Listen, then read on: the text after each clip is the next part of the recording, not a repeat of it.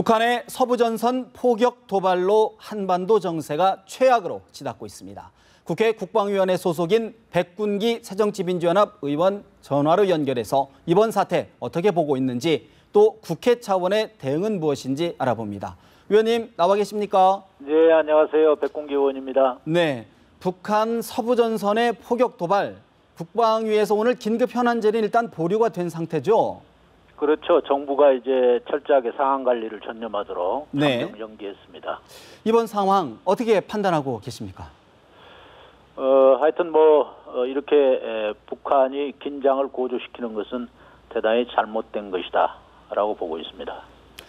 지금 일각에서는 우리 군에 대응하는데 71분이 걸렸다. 이 부분에 대해서는 침착한 대응이다라는 평가도 있는 반면에 늦은 대응 아니냐라는 의견이 있습니다. 어떻게 보십니까? 저는 적절한 편이었다고 보는데요. 예. 거기에 이제 포격 원점을 확인하고 대응 수단을 결정하는 과정에서 여러 가지 자위권을 행사할 만한 긴박하거나 이태로운 상황이 아니었기 때문에 예. 좀 신중한 결심을 하는 과정이 필요했다고 봅니다. 그렇군요. 세부적으로 좀 말씀을 드리면 예. 그때 이제 1차 타격은 14.5mm 고사포였거든요. 예. 그것을 이제 아석-K 레이더에 포착이 됐는데 이 탄착 지점 확인이 안 됐어요. 예. 그러니까 이제 14.5mm면 사실은 소총보다 좀 큰 거거든요. 네. 네. 그리고 2차 타격이 이제 76.2mm 평사포인데 이것은 또 MDL 이남 710m 지점에 포금하고 예. 폭연만 식별이 됐단 말이에요. 그 다음에 1, 2차 타격 모두가 우리에게 피해를 주거나 흔적을 식별할 수 없었기 때문에 예. 아마 판단하기 대단히 어려웠을 것 같고요. 네. 특히 현지 지휘관 의견을 들어보면 전방 지역 주민들에 대한 안전 문제, 그러니까 정보를 전파하고 예. 대피시키고 하는 그런 시간이 소요가 됐어요. 네. 그런 것들을 신중하게 잘 고려해서 대응 수단과 목표를 설정했기 때문에 이번에 아주 신중한 조치를 잘했다. 저는 이렇게 봅니다. 그렇다 그러면 네. 정부가 그동안의 여러 도발에서 즉각 대응하겠다, 원점을 타격하겠다 이렇게 강조를 해왔는데 원점 타격도 아니고 즉각 대응도 아닌데 이런 시각에 대해서는 어떻게 보십니까?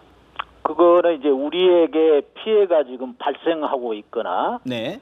실시간대에 우리에게 계속 어떤 교전이 이루어지고 있으면 그 즉각 대응을 해야 되는데 이번의 상황은 사실은 판단하기 아주 애매하게 이게 북한이 했거든요. 예. 그리고 또 직접적인 피해를 안 줬고 그러다 보니까 이제 실시간 대응은 조금 안 됐다. 네. 그래서 그것을 잘못됐다 저는 그렇게 보지는 않습니다. 네. 그리고 이제 원점에 대한 부분은 사실은 14.5mm 고사포는 아석-K 레이더가 잡아서 전부 다 추적해서 원점까지를 확인하고 하는 데는 조금 제한이 있어요. 예. 그렇기 때문에 그리고 또 우리에게 피해를 안 줬기 때문에 합참 차원에서는 거기에 상응한 목표에 우리가 사격을 하기 위해서 그런 검토가 이루어졌지 않나 하는 생각이 듭니다.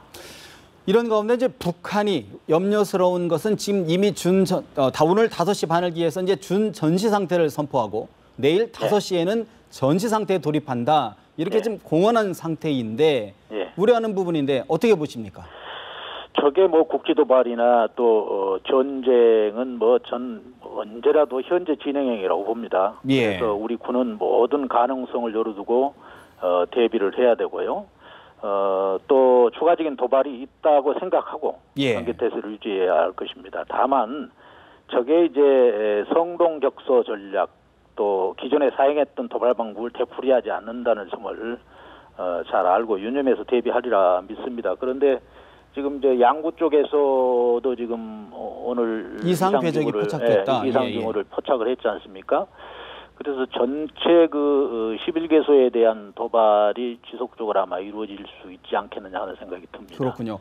네. 일단은 지금 속보상으로는 강원도 양구에서 포착된 것이 북한군의 이상 궤적 고사포탄은 아니다라는 거로 지금 결론이 나가고 있는데요. 아, 그렇습니까? 예. 그럼에도 불구하고 지금 북한에서 미사일, 로켓들이 지금 기지에서 좀 이상 징후들이 보이는데 실제 군사적 행동 가능성은 어느 정도로 전망하십니까? 저는 이것이 곧 뭐 바로 전면적으로 이어진다라고 보지는 않습니다. 예.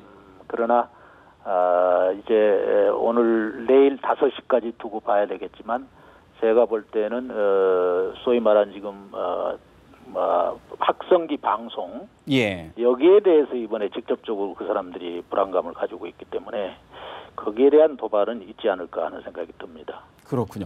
네. 그런데 이제 지금 북한이 보면 화전 네. 양면 작전을 쓰는 것처럼 보인단 말이죠. 그렇죠. 한쪽으로는 도발을 하면서 한쪽으로는 청와대에 대화 제의를 하고 네. 이런 모습에 대해서는 어떻게 평가를 해야 될까요?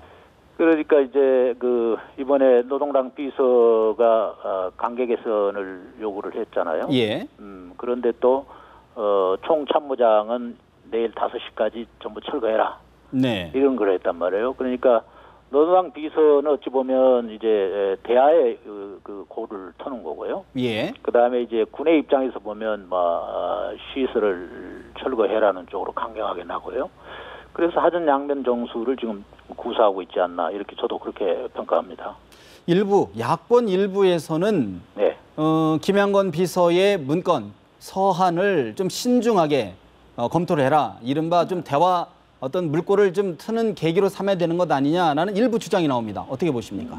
저도 동의합니다. 왜냐하면 우리가 전쟁 중에서도 항상 물밑 대화는 있는 거거든요. 예. 그러니까 지금 당장은 우리가 그 부분에 귀 기울여서는 안 되겠지만 우리가 이제 어느 정도 이런 것들이 진정이 되면 네. 항상 대화의 폭을 열고 우리도 거기에 대비를 해야 된다고 봅니다. 마지막으로 질문 하나 드리겠습니다. 네. 지금 야당이 유능한 안보 정당, 이른바 우클릭 행보를 보이고 있는데 또 그러면서 5.24 조치도 해제하자 이런 이야기가 나옵니다. 현 네. 상황에서 아직도 유효한 겁니까?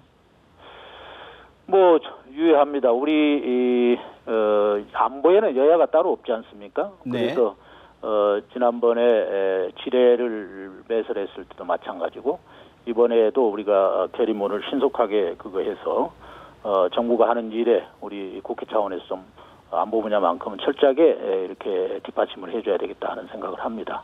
그러면서도 5.24 조치 해제 부분 5.24 조치는 이제 일부 예. 지금 이제 우리가 대통령께서도 대화를 제의하고 여러 가지 또 민간 차원에서 지원이 있군 하지 않습니까? 예. 그럼 일부는 사실은 어찌 보면 내부적으로 들어가 보면 좀 무력화된 부분도 있거든요. 예.